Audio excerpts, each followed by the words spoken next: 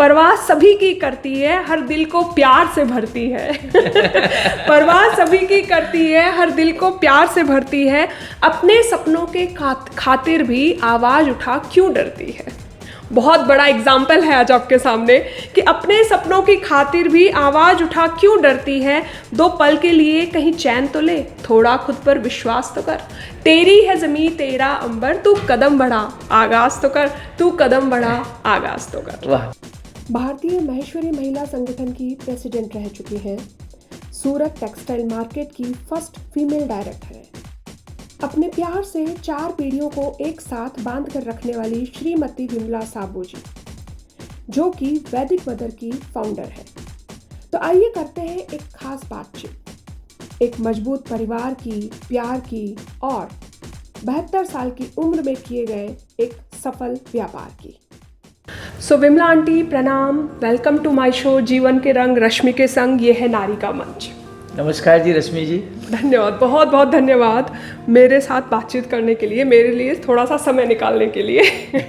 Starting यहीं से करना चाहती हूँ मैं कि विमला जी और विमला जी से वैदिक मदर, क्योंकि आज आप इंस्टाग्राम की सेलिब्रिटी हो चुके हो और वैदिक मदर बहुत ज़बरदस्त काम कर रहा है। पिछले कुछ सालों की जो जर्नी है वो बहुत ही शानदार चल रही है।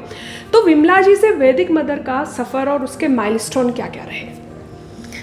रश्मि जी बहुत लंबा सफ़र है। बिल्कुल, मैं आराम से सुनूंगी और बहुत इंटरेस्ट भी आएगा मुझे सुनने में, क्योंकि now I am 75 complete. Right. ठीक है। और जब मैं 15 साल की थी मेरी शादी हो गई। और शादी मेरे एक इंजीनियर पति से हुई। अच्छा। जो कि पढ़े लिखे थे उस जमाने में। और उनकी इच्छा थी कि मैं बीकॉम करूं उस टाइम। तो उस टाइम मैंने जयपुर राजस्थान यूनिवर्सिटी से मैंने बीकॉम किया, महारानी कॉलेज से। लेकिन जब शादी होके घर में आई तो थोड़ा मुझे वातावरण ऑर्थोडॉक्स जैसा लगा। फिर 12 साल में रही बरेली। बरेली रह के जब मैंने सूरत आई सन 1977 में, तो फिर यहाँ का जो गुजरात का खुला वातावरण देखा और बहनें कुछ अपने अपने काम में लगी हुई है वो कुछ देखा, तो मैं भी इंस्पायर हुई और फिर मैं थोड़ी समाज में आ गई, समाज में काम करने लगी। उस टाइम मैसी समाज का यहाँ छोटा रूप था। अच्छा। फिर उसमें लोकल की अध्यक्षा बनी। ओके, महेश्वरी समाज में, मैसी समाज की। राइट। और लोकल की अध्यक्षा बनी 87 में। अच्छा। और 87 से 2006 में पूरे सफ़र पार करती करती, एक एक स्टेप पार करती करती मैं 2006 में ऑल इंडिया की प्रेसिडेंट बनी। वाह, क्या बात है। ओह, वेरी गुड। ओके। और इतने बड़े सफ़र में मेरे पति का बहुत सहयोग रहा, क्योंकि वो पढ़े लिखे ओपन विचारों के आदमी, तो वो भी चाहते थे कि मैं कुछ कहीं ना कहीं कोई ना कोई फील्ड में कुछ एक्टिव बनूं। बिल्कुल। और मैं ऑल इंडिया के प्रेसिडेंट रही 4 साल, 2006 से 2010 तक। वाह, क्या बात है। उस टाइम में पूरा इंडिया घूमी, एक एक के घर घूमी, खूब काम किया। और निवृत्त होने बाद फिर एज ए मोटिवेशनल स्पीकर के हिसाब से मैं सब जगह जाने लगी। लेकिन इसी दरमियान जब कोरोना का काल आया, अच्छा मैं इस बीच में एक बात बताना चाहूँगी, मेरे फादर बहुत आयुर्वेदिक सामान में बहुत विश्वास करते थे। अच्छा, तो आपके फादर मतलब आयुर्वेदिक वैद्य या ऐसे? वैद्य बोल के तो नहीं थे, लेकिन उनको बहुत ज़्यादा आइडिया था और अपने लिए भी बहुत यूज़ करते थे। हम लोग को भी बना के देते थे। अच्छा। क्योंकि मैं बहुत छोटी थी बहन भाइयों में, तो मैं हर चीज़ बड़ी बारीकी से देखती थी, क्या बना रहे हैं, क्या कर रहे हैं, बाबूजी इससे क्या फ़ायदा होता है, क्या नहीं होता है। तो वही सब चीज़ें मेरे घर में मैं अपने बच्चों को बना के खिलाती थी। ओके, मतलब ये आपको पीछे से संस्कारों में, आपके जीन्स में है। जीन्स में है। तो 15-20 साल से हम लोग घर में सब खा ही रहे थे। कोरोना आया 2021 में, तो भी मैंने बनाना नहीं छोड़ा, अपने बच्चों के लिए कुछ कुछ बना रही थी। तो उस टाइम जब जो मेरे पोते उस टाइम 25-26 साल के हो गए थे, ग्रैंडसन, उन्होंने मुझे कहा कि माँ ये आप कोरोना में ये सब बना रहे हो, बाजार जा रहे हो, आपको कुछ हो नहीं रहा है? और मैं रश्मि जी आपको सही बताऊं, कई बार तो बिना मास्क के बाजार चली जाती थी और ईश्वर कृपा से मुझे कोई खांसी जुकाम हुआ ही नहीं। क्या बात है। जबकि हमारे घर में थोड़ा थोड़ा सबको कोरोना हुआ, लेकिन मेरे को नहीं छुआ। उसकी वजह कि मैंने हमेशा आयुर्वेदिक चीज़ों का सेवन किया।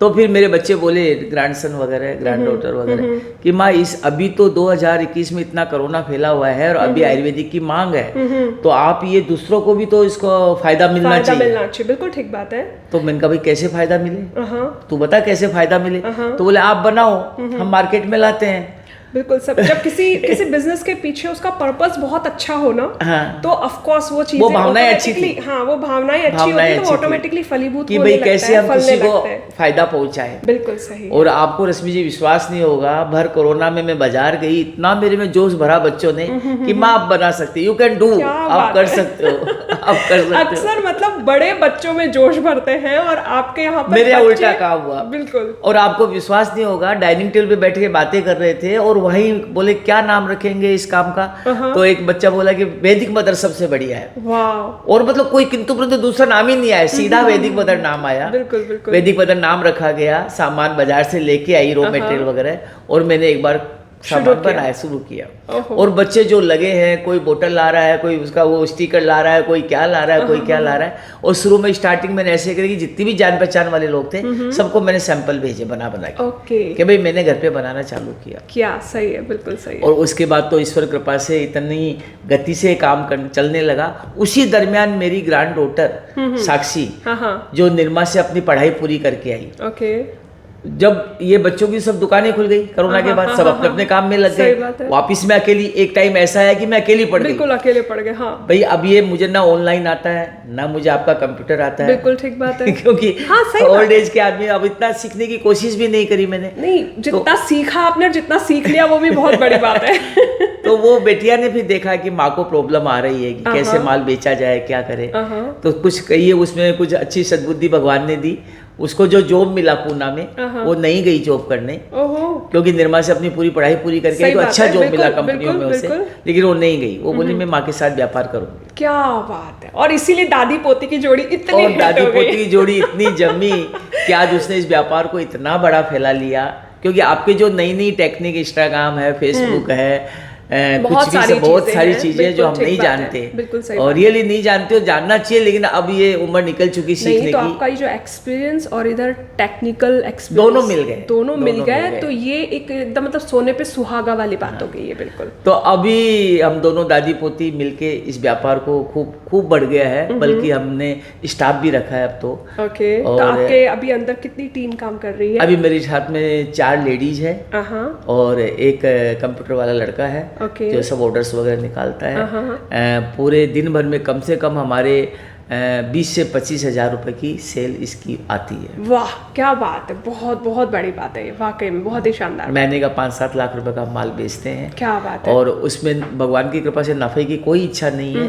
मैं आपको एक बात बताऊं, इन चीजों के पीछे मेहनत बहुत होती है। मेहनत बहुत है, मेहनत बहुत होती है। मैं मतलब मेरे को लगता है शायद आपकी इसकी सबसे बड़ी स्ट्रेंथ है क्वालिटी है जो आप देते हो। क्वालिटी में आपको थोड़ा सा मैं विश्वास दिलाऊं कि देखा है मैंने, काफी आयुर्वेदिक जो चलते हैं, काम देखने के लिए मैं खुद जाके आई, उनके कारखानों में जाके आई हूँ। अच्छा। सब जगह सब कुछ रेडीमेड लाके उसको बना लिया जाता है, लेकिन मेरे प्रोडक्ट में आज भी रॉ मटेरियल, बढ़िया से बढ़िया रॉ मटेरियल, हम लोग जहाँ से ऑर्गेनिक रॉ मटेरियल होता है वहाँ से सब मसाले मंगाना, सब चीज़ें मंगाना, और फिर घर में कूट पीस के उसको बनाया जाता है। ऐसा नहीं कि कुछ रेडीमेड हम पिसाया ला रहे हैं और कुछ मिक्सर कर रहे हैं। बिल्कुल, इसीलिए वो आपकी यूएसपी हो गई, वो आपको एकदम अलग करती है। तो वो क्वालिटी, वो यूनिक क्वालिटी, और मुझे क्वांटिटी नहीं चाहिए, मुझे क्वालिटी चाहिए। राइट। तो मतलब किसी भी बिजनेस में क्वालिटी बहुत मैटर करती है, सबसे इम्पोर्टेंट मैटर। मतलब आपका, आप जो करें कि आपका इतना नाम हो गया, तो इसलिए नाम नहीं हुआ कि मैं माल ज्यादा बेच रही हूँ, इसलिए नाम हुआ कि हमारी चीज अच्छी, क्वालिटी बहुत अच्छी है, चीज बहुत अच्छी है। बिल्कुल सही बात है।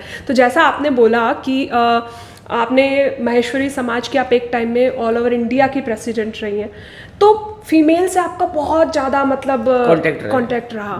तो उस बीच में आप मुझे ये बताओ कि आपने कब देखा कि फीमेल कब थकने लगती है, कब हारने लगती है?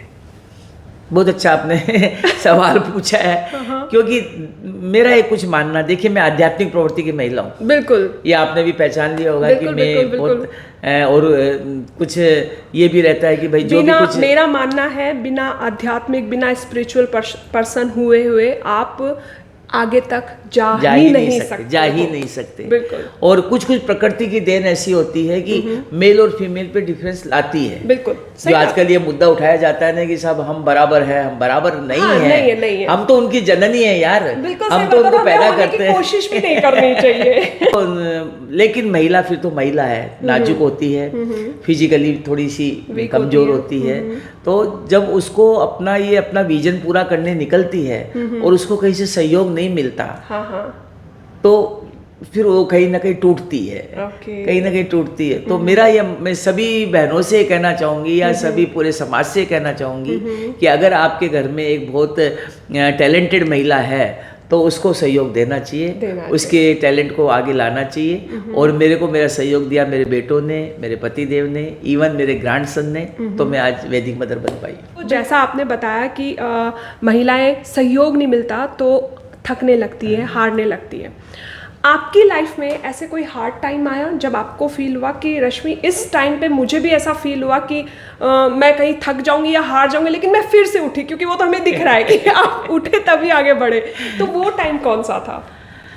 एक टाइम आया ऐसा कि जब हमने हमारा घर छोड़ा बरेली, यूपी, और जब सूरत आए पहली बार 12 दिसंबर 77 में हम लोग सूरत आए पहली बार। तो सूरत की स्टेशन में लाइफ में पहली बार वेस्टर्न एरिया में आई मैं। अच्छा, गए नहीं। हाँ, सही बात है। तो यहाँ उतर के कोई समाज की भी बहुत ज़्यादा जान पहचान नहीं थी, कोई कुछ था ही नहीं, ना बच्चों के एडमिशन हुए थे, बिल्कुल अकेले थे। ले दे के यहाँ सूरत में 1-2 स्कूलें थी, स्कूलें भी ज़्यादा नहीं थी। तो उस टाइम थोड़ा सा मुझे ऐसा लगा कि मैं क्या करूं, क्या नहीं करूं, किसका सहारा लूं, किसको पूछूं, कहाँ जाऊं, क्या करूं।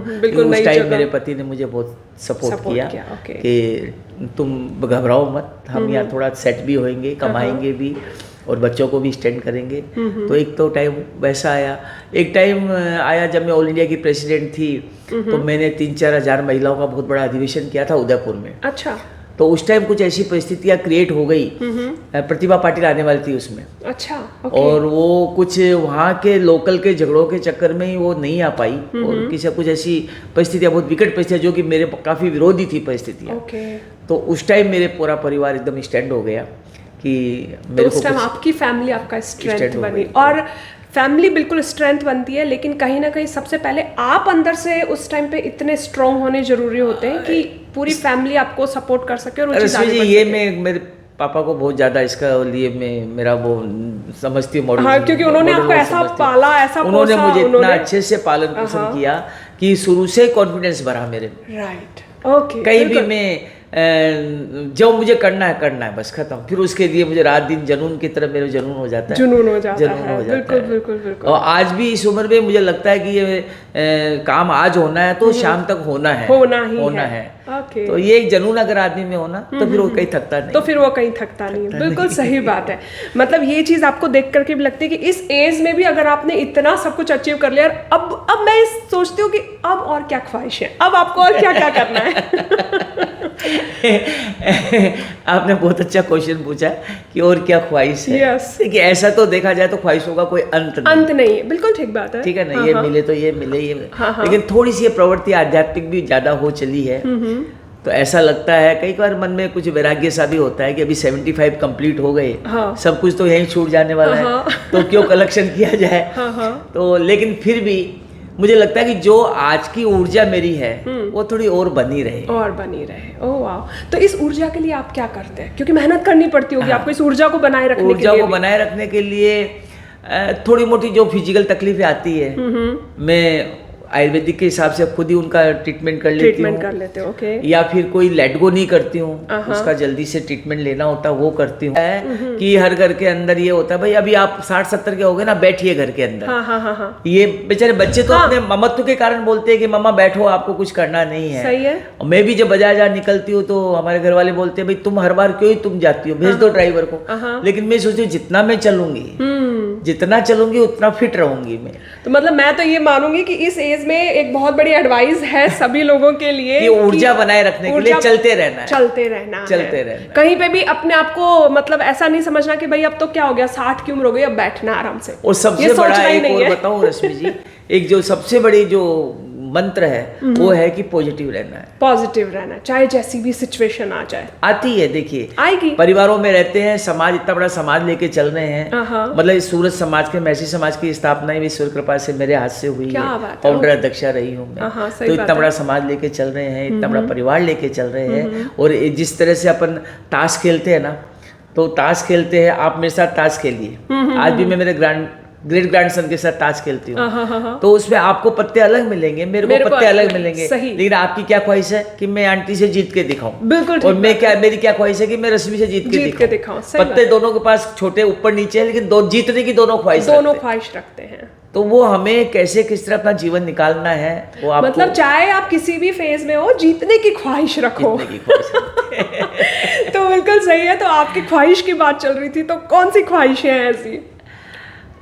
एक तो ऐसी ऊर्जा ही बनी रहे, मैं काम करती रहूं, ये वैदिक मदर और ऐसा एक आगे बढ़े, ब्रांड बन जाए कि हमारे जाने बाद भी लोग याद करे, वो कि बिल्कुल बनेगा, वो ईश्वर कृपा है, बिल्कुल बनेगा ही बनेगा, कोई महिला। एक ये है ख्वाहिश कि महिलाएं खूब अच्छी प्रकृति करे और उनके साथ कोई नेगेटिव व्यवहार नहीं हो, उनकी भावनाओं को समझा जाए, उनकी भावनाओं को समझा जाए। बहुत अच्छी बात बोली आपने, ये कि वाकई में एक महिला होने के नाते सबसे बड़ा कष्ट हमें यही दे जाता है, जब हम किसी भी को देखते हैं कि किसी के साथ कोई गलत हुआ, तो वो हमें भी कहीं अपनी जो अंदर बैठी नारी है ना, वो अंदर से बड़ी वो कचोड़ती है कि क्यों हम कुछ नहीं कर पा रहे इस चीज में, और कैसे कहीं ना कहीं कुछ लिमिटेशन आती है, हम नहीं कर पाते। बिल्कुल आती ही है, एकदम सही बात है ये। जैसा कि हम वैदिक मदर वाले इंस्टाग्राम पेज पे भी आपको देखते हैं, आपकी और पोती की जोड़ी को, तो मैं ये जानना चाहती हूँ कि आज का टाइम जैसा कि बहुत बड़ा हवा बन रखा है भारत में अभी, कि न्यूक्लियर फैमिली का जमाना, फिर एक साथ संयुक्त परिवार बहुत कम देखने को मिलते हैं, लेकिन मैंने आज आपके घर में देखा कि पूरा संयुक्त परिवार, मतलब मैं तो सिर्फ पोती तक जा रही थी, लेकिन यहाँ तो पोते के भी बच्चे हैं और उन तक भी, मतलब आप किस तरीके से ये जो संस्कारों की नदी जो बह रही है, उसका कैसे ख्याल रखा जाए और उसे आप कैसे मजबूत करती हैं?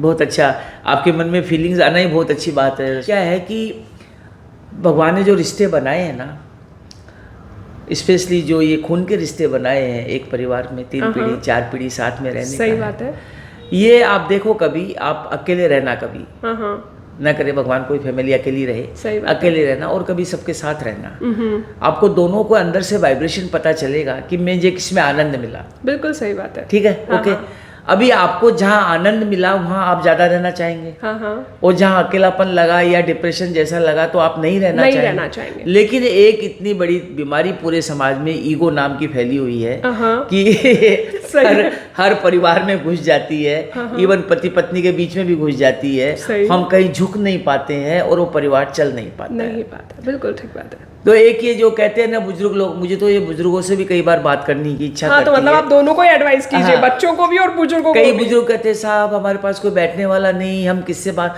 अरे भाई वो नहीं बैठता है, उसके पास टाइम नहीं है, तो आप चले जाओ, क्या फर्क पड़ता है। सही बात है, बिल्कुल सही। बच्चे रात को 9-10 बजे आते हैं अपने ऑफिस से, अगर उसके पास टाइम नहीं है तो आप 10 मिनट के लिए वो अगर आपके कमरे तक नहीं आ पा रहा, आप उसके कमरे तक चले जाओ, क्या फर्क पड़ता है, बेटा कैसा है, क्या है, क्या नहीं, क्या फर्क पड़ता है। एकदम सही बात है। आपको कोई चीज अच्छी आती है, कुछ बाजार में अच्छी मिलती, तो कभी लाइए ना बच्चों के लिए। एकदम सही बात। क्यों खाली हाथ घर में आ जाते हैं? बहुत बड़ी बात है कि खाली हाथ घर में क्यों आ जाते हैं? आप कुछ नहीं तो बाजार जा रहे हैं तो कुछ फल ही लाइए अपने बच्चों के लिए। एकदम सही बात है। कहीं भी आप कहीं टूर पे गए हैं तो अपने छोटे छोटे ग्रैंडसन वगैरह के लिए कुछ भी खिलौना ही लाइए। वो जो आज का बुजुर्ग भी स्वार्थी हो गया है,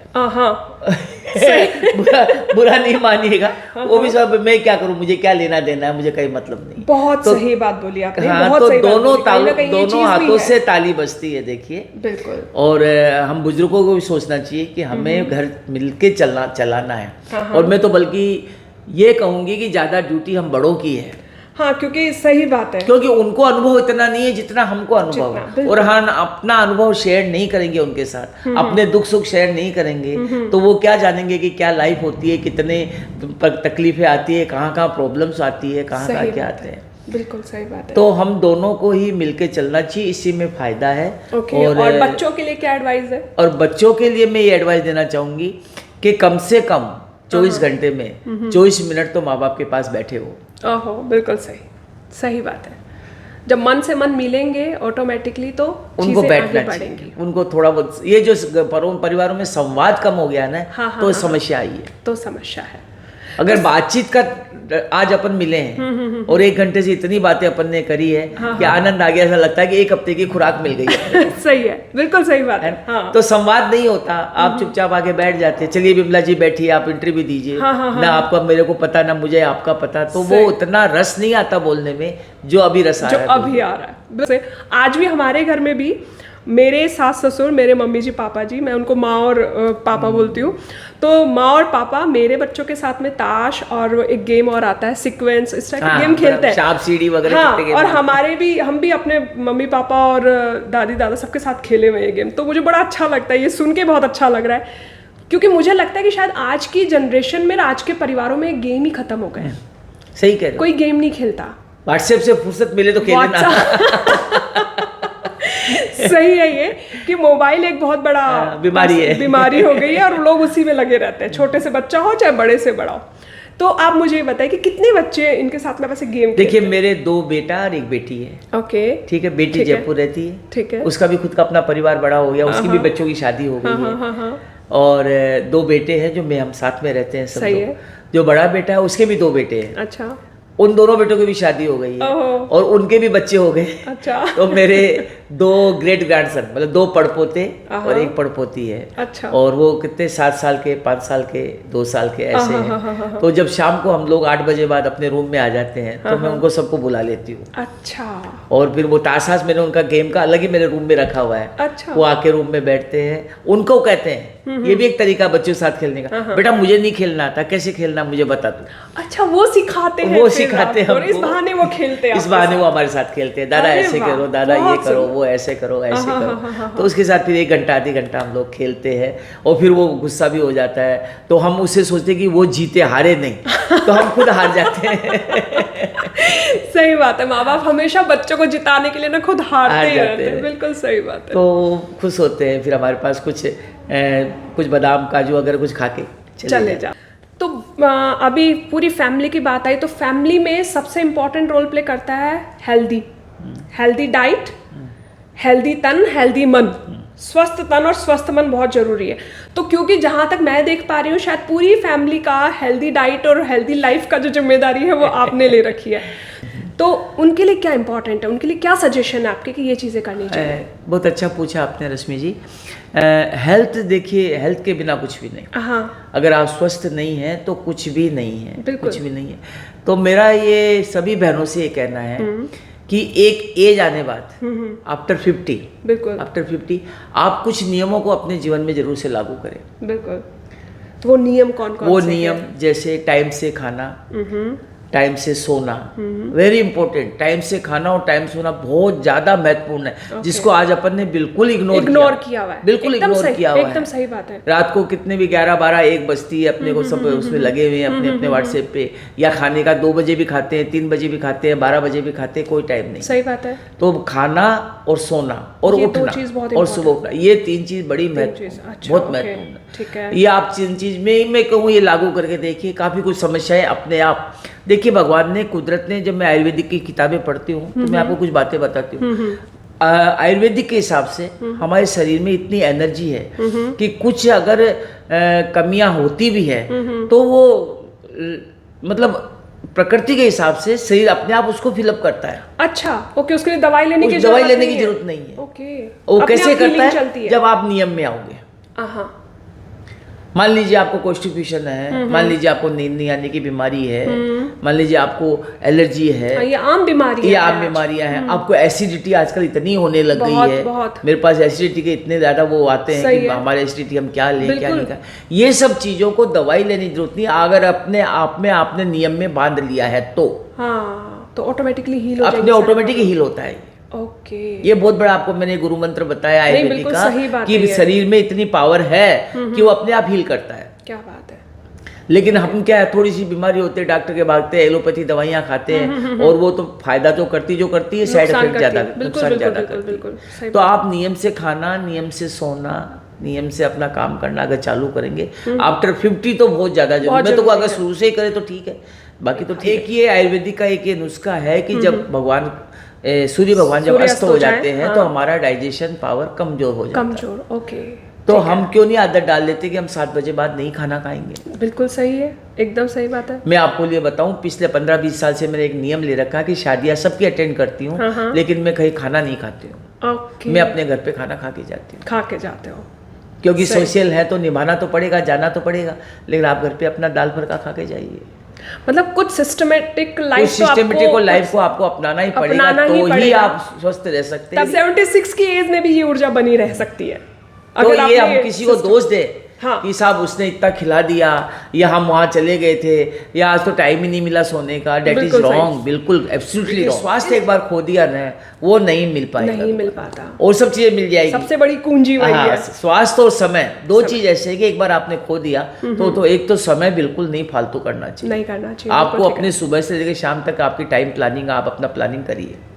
मेरी आज भी आदत है कि सुबह उठ के मेरी दिन भर की पूरी प्लानिंग मैं तय करती हूँ। क्या बात है, अरे वाह, कि मुझे कहाँ जाना है, क्या करना है, इवन मुझे कितने को फोन करना वो भी मैं नोट कर लेती हूँ, कि फालतू फोन भी करने से क्या मतलब, कोई मतलब कोई बिल्कुल ठीक बात है। कुल मिला के आपका जो कहना है कि सिस्टम से लाइफ जियो, और जब सिस्टम से जियोगे तो सारी चीजें आपको अच्छी मिलने ही वाली है, रिजल्ट अच्छा आने ही वाला है, रिजल्ट अच्छा आएगा ही आएगा। बिल्कुल देखिए, उम्र तो जो भगवान देता है उतनी मिलेगी, लेकिन कैसे जीते हैं ये एक मायने रखता है, ये मायने रखता है।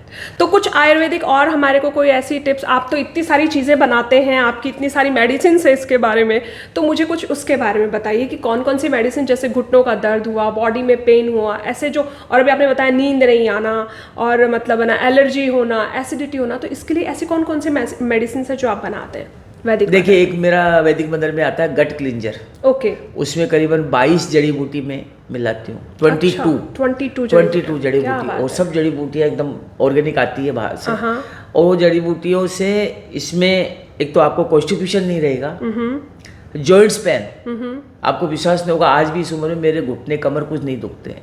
अरे वाह। तो जॉइंट्स पेन नहीं रहेगा, एक जिसे कहना अच्छी फीलिंग आएगी, हल्कापन लगेगा, क्योंकि सारी बीमारियों की जड़ आपका पेट है। हाँ, बिल्कुल। और पेट में भी आपका कॉन्स्टिपेशन, आपको कब्ज है, अगर आपका कब्ज रहेगा, आपका पेट साफ नहीं होएगा, तो आपको दुनिया भर की बीमारियां घेर लेंगी। बल्कि मेरी डॉक्टरों से चर्चा हुई है कि कैंसर जैसी खतरनाक बीमारी भी, इसमें भी एक कारण कॉन्स्टिपेशन होता है, कब्ज होता है। तो ये जो मैं गट क्लीनर बनाती हूँ उसके अंदर कई फायदे हैं, एसिडिटी नहीं रहती, पेट में गैस नहीं रहती है, क्योंकि सारी बीमारियों की जड़, ध्यान रखना, गैस है। हाँ। सारी बीमारियों की जड़ गैस है। वो गैस कभी पेट पे पहुंचेगी तो पेट दुखेगा, कंधों में पहुंचेगी तो कंधा दुखेगा, माथे में पहुंचेगी तो माइग्रेन होगा, कहीं ना कहीं कुछ ना कुछ होगा। तो गैस बननी ही नहीं चाहिए पेट के अंदर, बनती है तो निकलनी चाहिए। तो ये पाउडर हमारा सबसे बड़ा, बहुत ज्यादा ये फायदेकारक है, और जिनको लेना है, जिनको अच्छा लगा है, वो लोग सीधा ऑर्डर करके मेरे से 2-2 किलो एक साथ बनवाते हैं। ओके। तो मैंने चल जाती थी, वो क्वांटिटी अब 10 दिन में नहीं चलती। इन लोगों को इतना फायदा पहुंचा है, इतना फायदा पहुंचा है कि वो लोग काफी मंगाते हैं, उसका फायदा उठाते हैं। फिर हमारा च्यवनप्राश, मैं आपको एक थोड़ा सा अनुभव बताती हूँ, किसी की बुराई नहीं करती मैं। नहीं, बिल्कुल। जब मैं ऑल इंडिया की अध्यक्ष थी तो मैं छत्तीसगढ़ गई थी, मेरा दौरा था। अच्छा। आपको ध्यान में, तो छत्तीसगढ़ में जड़ी बूटियां बहुत होती हैं। तो मैं किसी एक ऐसे घर में पहुंची, जहाँ नीचे च्यवनप्राश बन रहा था और ऊपर मुझे ठहराया गया था। अच्छा, ठीक है। उन्होंने कहा कि दीदी नीचे च्यवनप्राश बन रहा, आप देखेंगे च्यवनप्राश का। मैंने कहा चलो, मुझे तो शौक तो शुरू से ही था, सीखने का तो था ही शुरू से। तो मैं वहाँ गई। मैं, रश्मि जी सही कह रही हूँ कि आप वो च्यवनप्राश बनते आप देख लेते ना, तो आप कसम खा लेते कि मैं लाइफ टाइम में च्यवनप्राश खाऊंगी ही नहीं। इस तरीके से वो बन रहा था। अच्छा, ओके, मैं समझ। अब उसको बोलने का कोई मतलब नहीं। उस दिन से मेरे मन में पक्का कर लिया था कि च्यवनप्राश में बाजार का खाऊंगी ही नहीं, घर पे ही बच्चों को बना के खिलाऊंगी। इन बातों को हो गए करीबन 15 से 20 साल। वैदिक मदर तो अभी 3 साल से 4 साल से चालू है। सही है, बिल्कुल सही। तो 15-20 साल से पहले से मैं च्यवनप्राश, पहले से ही च्यवनप्राश बना रही है, पहले से हर सब चीजें मैं पहले से बना रही हूँ। 15 साल से हमारे घर में मैं सब कुछ बना रही हूँ। ओह, क्या बात है। ओके, ऊपर वाले से प्रेयर करूंगी इस चीज के लिए कि आपका वैदिक मदर पूरा ऑल ओवर वर्ल्ड में धूम मचाए। आज मतलब इंडिया में और इंटरनेशनल मार्केट तो हो ही रहा है ऑलरेडी, और भी मतलब खूब नाम कमाए। और आपकी ख्वाहिश, जो आपकी तीनों ख्वाहिशें हैं, वो ईश्वर बहुत जल्दी पूरा आपका करेगा। बहुत धन्यवाद रश्मि जी, आपने इतनी सारी बातें पूछी और जो मेरे को समझ में आया मैंने बताया। अभी हो सकता है दर्शकों को अच्छी लगे या नहीं लगे, मुझे नहीं पता, लेकिन जो मेरे मन में थी मैंने दिल खोल के बात बताई। और दिल से, क्योंकि आपने दिल से बात की है तो दिल तक पहुंच जाएगी वहाँ पर, और ज़रूर सबको बहुत अच्छी लगेगी। और मुझे यकीन है इस बात का कि आपको सबको भी आज ये स्ट्रेंथ, ये एनर्जी और ये पावर देखकर कहीं ना कहीं एक जोश, कहीं ना कहीं एक उत्साह और कहीं ना कहीं एक प्रेरणा मिली होगी कि जीवन में कभी भी थकना या रुकना या हारना बिल्कुल मना है।